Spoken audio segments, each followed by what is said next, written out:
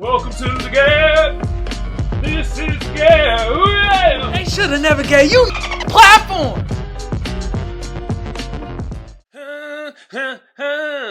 Yeah, the G.A.B. is back. The G.A.B. Yeah. What's good with y'all out there? This is another episode of the G.A.B. I'm your lovely or hated host, Kamal, a.k.a. the Black Seinfeld, a.k.a. Magic X. And since I got the best audience out there, well, a sector of my audience is the best. You know, it's a lot of trolls out there. Y'all keep on trolling. You know, there's some haters out there that be the hate watching, hate engaging. But the rest of y'all, since y'all the best, what should y'all be doing right now? Well, what y'all waiting for? Let's get it. You feel me? Yeah, and if they watching, at least they learning. And I appreciate all y'all, from the ugly to the beautiful and to the in-betweeners. Okay? Now the tube been around since 2005. I don't need to tell y'all what to do to get the video or the channel booming, because y'all been doing it. But it's always great to remind y'all. Like a sub a share a comment a like. Y'all know what to do. Some of y'all smart out there, you feel me? Now, for my podders, I'm on Google Podcasts, I'm on Apple Podcasts, I'm on Spotify, and I'm on iHeartRadio. Across all those platforms, all you got to do is type in Kamal Johnson Network or the G.A.B. and bam, I'll pop right up. All right?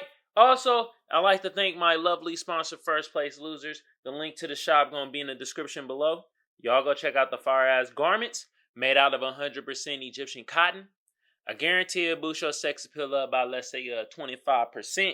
And look here, if it look great on me, it's going to look magnificent on y'all. And yes, I said great on me, all right? I didn't say good, I said great this time. All right? Now, let's hop right into the topic. And we got to talk about a legend right here, you feel me? You know what I mean? He was considered to be the moral king of the world. Yes, that's how they introduced bro in one of his speeches, which he did 2,500 of them things. 2,500! And it's his birthday today. Martin Luther King Jr. But see, I'm going to come at it from a different aspect, you feel me? The dream that they the people out here try to portray, they be like, oh yeah, Martin Luther King had a dream, me, equality, you know what I mean? What y'all try to portray? You really listen to bruh's speeches?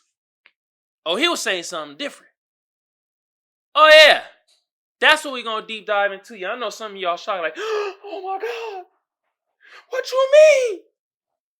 The dream that they try to sell us has always been different? Yeah. And like I said, I've been listening to some of Dr. Martin Luther King Jr. speeches. I listened to 5 of them. It's like 30 to 35 speeches on there on YouTube. They couldn't have all 2,500. Goddamn.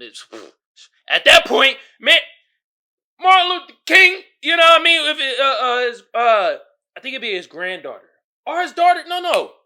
The daughter's still alive. They can make a channel, get some, you know what I mean? You feel me? I'll super chat. I'll super chat it. I wouldn't mind. You feel me? But some of the speeches that I listened to, I listened to the I Have a Dream to its full entirety. And one of the things that was in there that they don't like to talk about, you know, Bro was saying, this our land. What is Dr. Martin Luther King? A black American. Yeah. It's our land. Another gem in there that they don't like to speak about with this speech, I Have a Dream. They always be like, yeah, equal for everybody. Equal rights for all men are created equal. I had the dream. But did y'all listen to the speech? I finally got around to listen to it. I was kicking my own self in the ass like, yo, I can't be this old and, well, you know, Martin Luther King is a legend and all, but I ain't listened to the speech. So I listened to it. And another thing he was saying that they don't like to promote, y'all. He said the way we get out this system, the suppressive system, if the slave and the slave work together, color of the slaves. Exactly. He was dropping them gems. Don't never want to portray that as the dream, though. Yeah. Another speech that was phenomenal that they don't never want to talk about. The other America. They don't never want to talk about that. That was part of Dr. Martin Luther King's dream too. But y'all don't want to talk about that. You know why? Because bro would start talking. First of all, it came on spicy as hell. You know what I mean? It came on, yeah, you other mother effers. Well, he didn't say mother effers, but this, I'll just paraphrase.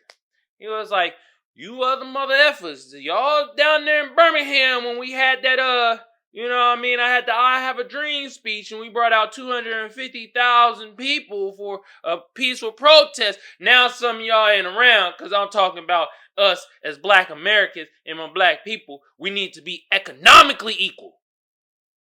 Not just symbolically. You feel me?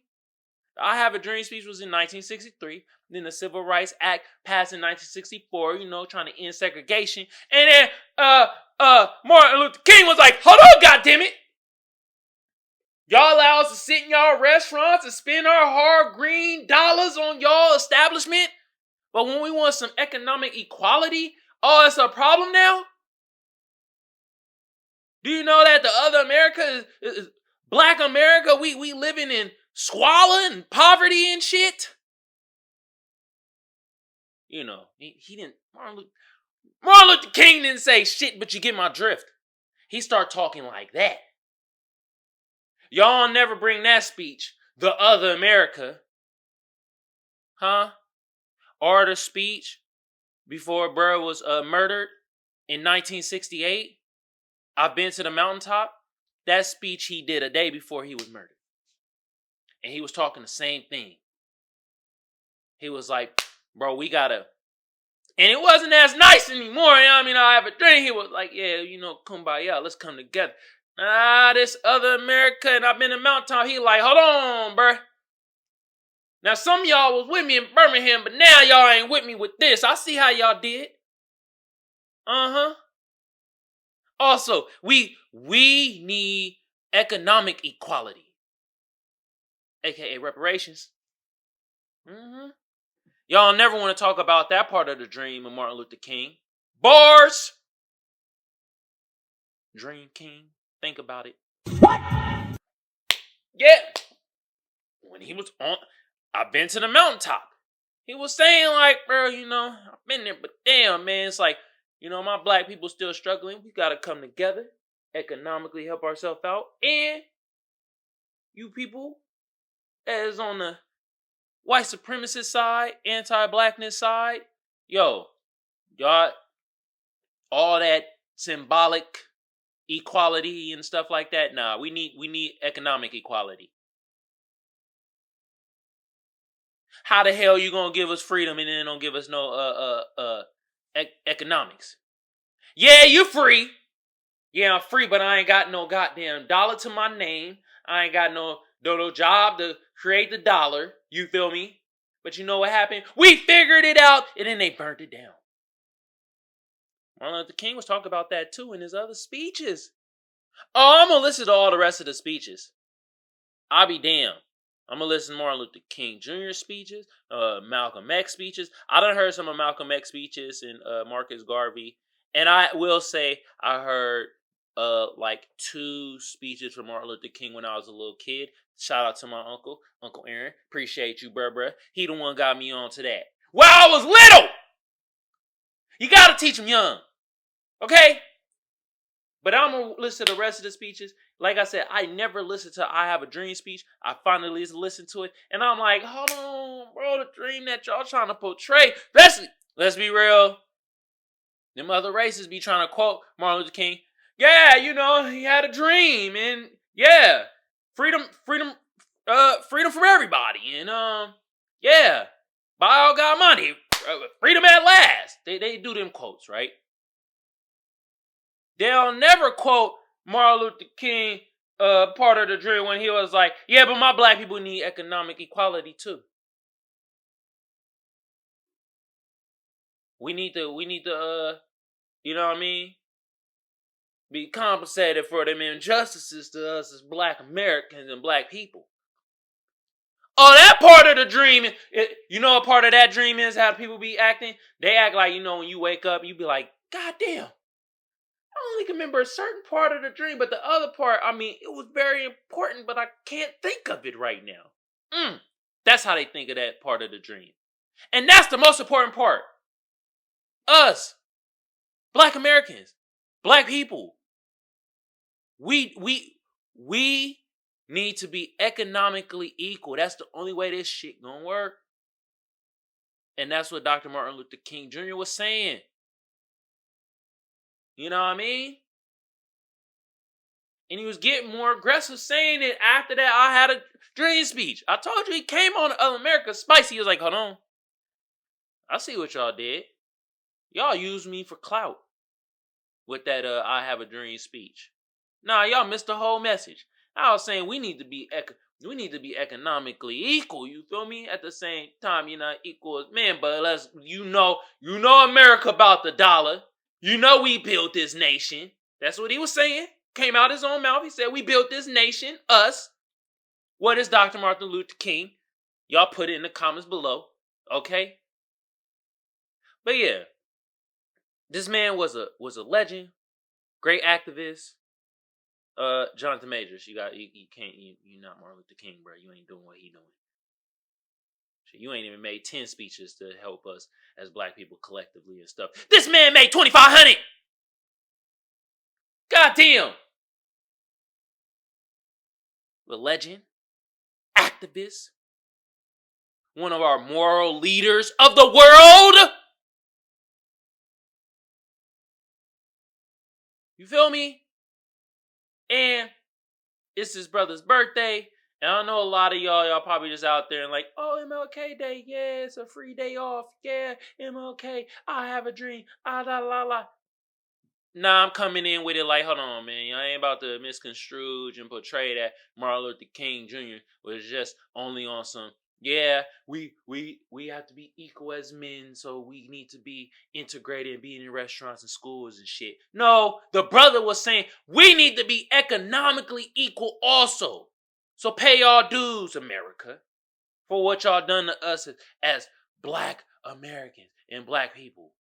Oh, y'all don't want to talk about that part of the dream of Martin Luther King. And that's what I'm getting at. All the other stuff good too, but this is probably some of the most important stuff, and I see how y'all try to omit it. Hell no. I'm bringing it to light.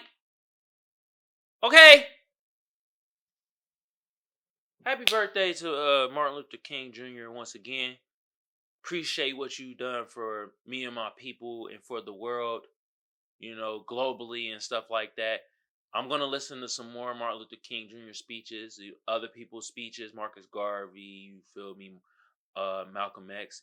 Hell, I'm going to listen to some Louis Farrakhan speeches, you feel me? We got to listen to, we have the internet. This is beautiful that we're able to listen to this.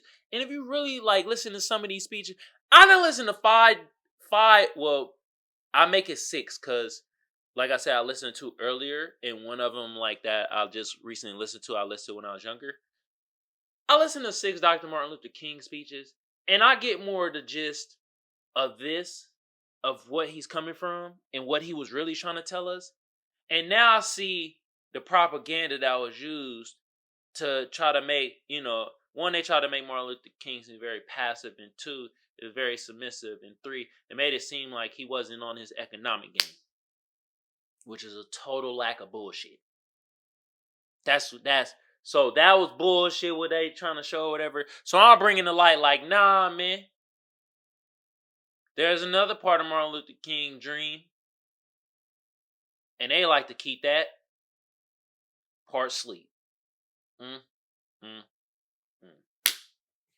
All right, y'all. Y'all know what segment we about to get into. We about to get into the sad segment. And today I got to talk about this movie because it kind of correlates with Martin Luther King. He was kind of like a side character in this movie. I know some of y'all is like, oh, why not do Selma? I seen Selma, but I gotta rewatch it. And I ain't, you know what I mean? I might do that for next year. You feel me? But today we're gonna talk about Rustin on Netflix. And Rustin, I guess, is one of the guys that helped get together and create the peaceful protests in Washington in 1963, where Dr. Martin Luther King made the "I Have a Dream" speech. You feel me? And so I'm gonna get into the plot and some of the things down the line. You feel me? And some of the things I was like, whoa. But let me give you the stats, and then let me give you the cast, because the cast was cracking. This was a solid movie. I'll say it was a solid movie. Was it the greatest? No. Could there have been some agenda pushing? Yeah, because I done seen some of the executive producers, and they y'all see what y'all trying to do. Y'all trying to do like The Color Purple with the, we gonna make Oprah, right, the face of our executive producer because it's black, right? You feel me? So if some bullshit happened, it's on her. They trying to do the shit with the Obamas. They clear as day on the screen. Oh, the Obama executive produced this. Yeah, but it was also executive produced by nothing but white and one Indian woman. George C. Wolfe, Bruce Cohen, Pyra Swamawate, Tony Davis. You feel me? And the thing about it also is, like, I could see it could be a little agenda pushing. Okay? And I'll tell you in the plot what the agenda I think they were really trying to push. And how I just read through all that bullshit. You feel me? But let me give you the cast real quick. Then I'm going to give you these stats. And then we're going to hop right into that plot. So, Coleman Domingo played Bayard Rustin. Killed the role. Everybody killed their acting role. I'm going to just leave it at that. It was great acting. Gus Halper, he was Tom. He was basically Bayard Rustin, he was his assistant, but also his... It's weird, because bro was his side piece, but he got with him first. Just because the other guy, right, that Bayard really liked was Johnny, played by Johnny Ramea, was Elias. And he was a preacher. But he was a preacher that he liked the pussy. You feel me? Bayard Rustin, if you couldn't tell by how I'm talking, he was gay. He liked pussy. A lot of it. And so he was smashing his assistant, Tom. And it's like, down the line, Tom became his side piece. And Ellis, he really wanted to be the main, but Ellis had a wife and kids and was the man of the cloth. And his wife figured it out too. You feel me? Black women smart. You feel me? Figured out like, yo, and called Bayard and was like, hey, yo. I'm kind of giving a plot, but he was like, hey. She was like, hey, yo. I know my husband like pussy. I know you've been giving it to him. But leave him alone. Because I know his limitations. And you need to chill. Damn. Other actors in it, Jeffrey Wright. He was Clayton Powell. Played the role immaculately. You feel me? Chris Rock. He was Roy Wilkins. Basically the head of the NAACP. And it's crazy because it was hella infighting with that too. Oh my God. God damn. Alright.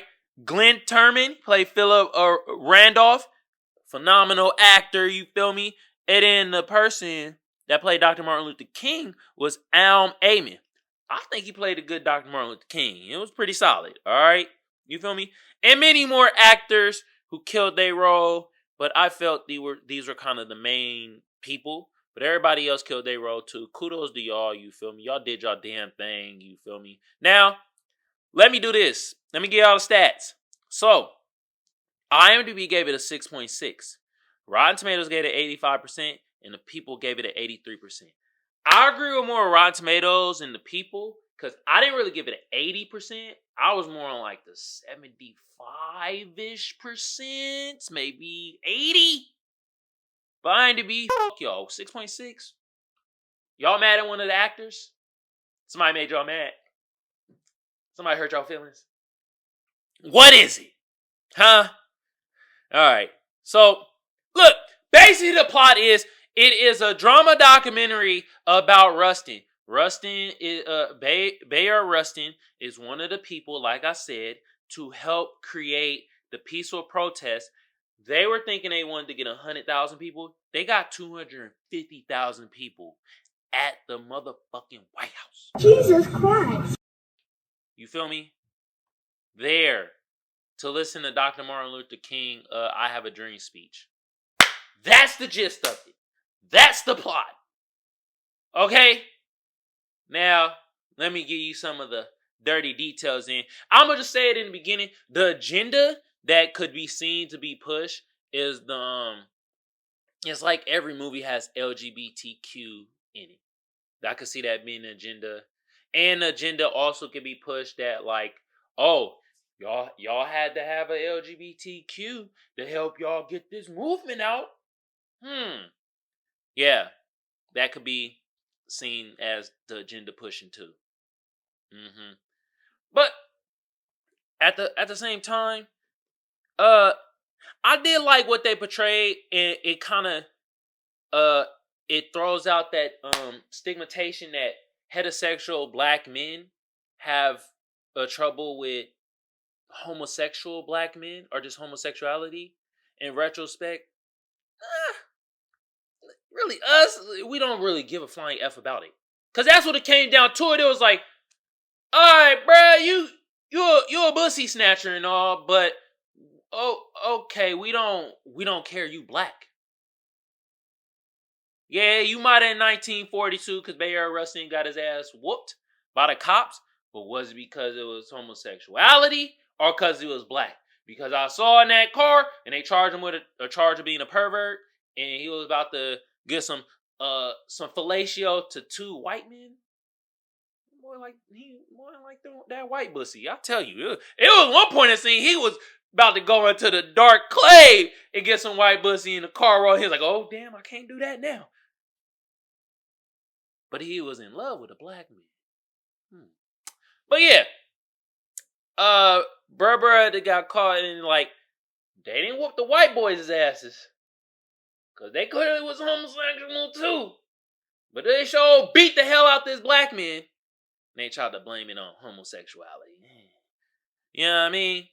But that was one thing I noticed. I'm like, the bickering, because like Chris Rock character Roy, he was the head of NAACP, and like even Clayton Powell, he was like, "What's up with the Pasadena, bro?" Like that, it was a stigma. Everybody's like, "What the stigma is, bro?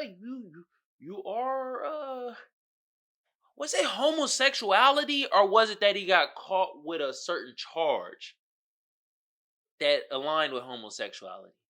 You know what I mean? And at the end of the day, they got it done.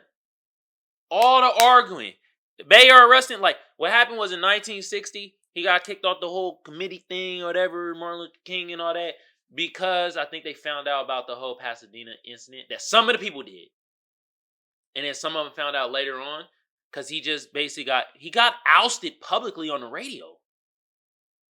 That's equivalent of somebody that's hiding in that closet, not the one R. Kelly talking about, and, you know, Berber get ousted on social media. And it's on like Say Cheese and you know what I mean, CNN and what else? Everywhere. Okay? That happened to bruh. And at the end of the day, everybody was looking and was like, "Damn, you like pussy, bruh? Huh. Kinda figured you did." Then they went on about their merry way and got the job done. That narrative I liked. You feel me? And it showed our moral leader, Martin Luther King, they were friends. So I like how it kills off this whole narrative that us as heterosexual black men have a problem with homosexual black men. No, we don't. That's been bullshit. That's been a bullshit narrative for so goddamn long. You feel me? But also in the plot, you know what I mean, they showed they showed his love interest and stuff. I'm not gonna. This really did happen. Like I was eating my my fries, my fries I got from Epic Wings, and like I didn't know anything about Bay Area Rustin, so I had no clue. I was coming into this movie thinking like, man, I'm about to be hella mad. You feel me? I'll be pissed off. It's gonna be hella racism. It was racism in there, but I was thinking like there's gonna be some super beatings and just like there was some beatings in there, but you know what I mean? I was just like, But I was eating my fries, and I was looking. I had no clue who Bayard Rustin was. And then I saw him with his shirt off, and I'm like, okay, he got a woman in there. Why she gonna have a white woman? That's gonna be the problem. And then I saw that hand. The hand looked a little feminine. I was like, okay, white hand. Okay, I figured. Then I was like, the hair. I'm like, wait a minute. Then I saw it was his assistant. Oh, it was a white dude. I was like, the white dude kissed his neck. I'm like, oh, bruh, it's gay. Oh, wow. That caught me off guard because I was like, oh, snaps. Because like I said, I have no idea who Bayard Rustin is. And like they didn't show that scene till like 10, 15 minutes in. I was like, oh, that's probably what, some of the controversy is. Okay. And then also it's like, the way, some of the scenes, man, they were showing them mooching down. I was like, they showed the one where he was with Elias and Bayard came behind him. Choke. With your lady, you give her the little choke, kiss her on the neck. That's what Bayard did to Elias. And I was like, huh, okay.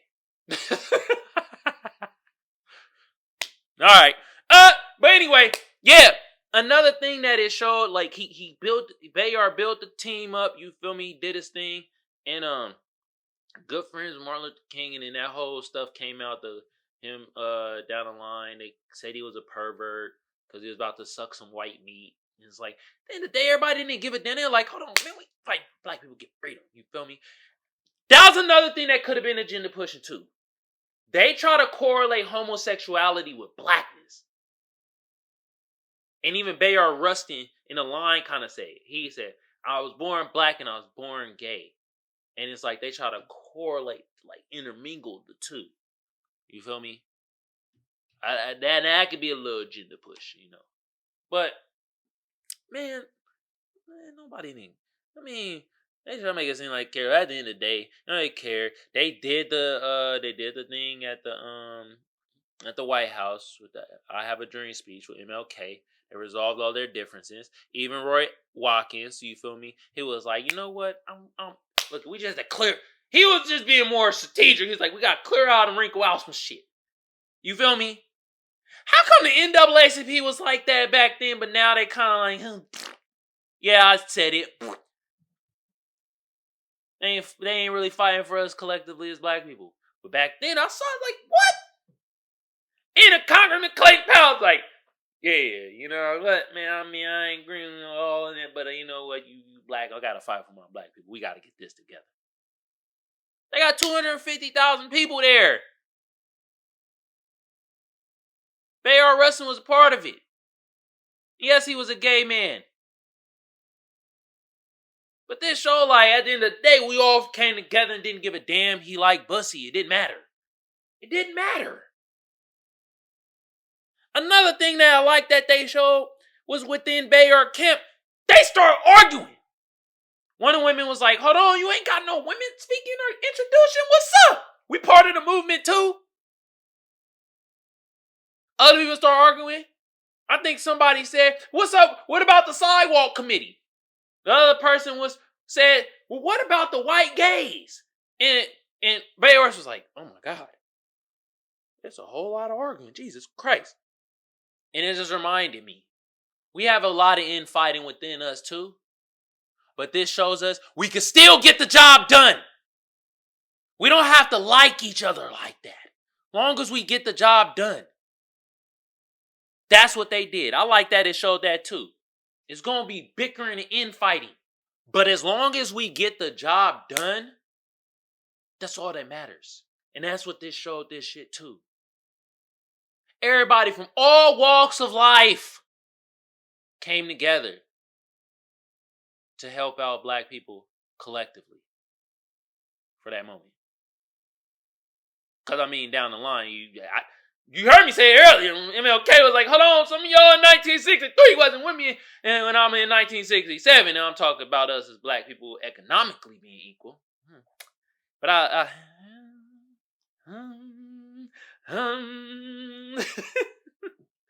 right. But yeah, with that being said, we're coming to the conclusion. And I'll say that this movie was, to me, it was pretty good. It was eye-opening. It was informative. And I like, even though some of the propaganda shit was being pushed, I also like the other side of what was being pushed and what was being shown. And I'm like, yo, man, sometimes you gotta take the good with the bad, all right? You feel me? And with that being said, look, this movie is Rustin. Saw this all on Netflix, okay? Hey, check it out. Alright, y'all. Y'all know what time it is, right? Oh yeah, it is meme time. And yes, I got MLK memes, but it's MLK Day. Okay? You feel me? And whoever made this is just as bad as when they made that flyer and they had MLK with the gold teeth. It was like a flyer in, I think, Atlanta to a club or something. I'm like, man, y'all better stop with this bull malarkey. Martin Luther King? What? Ain't got a loofah?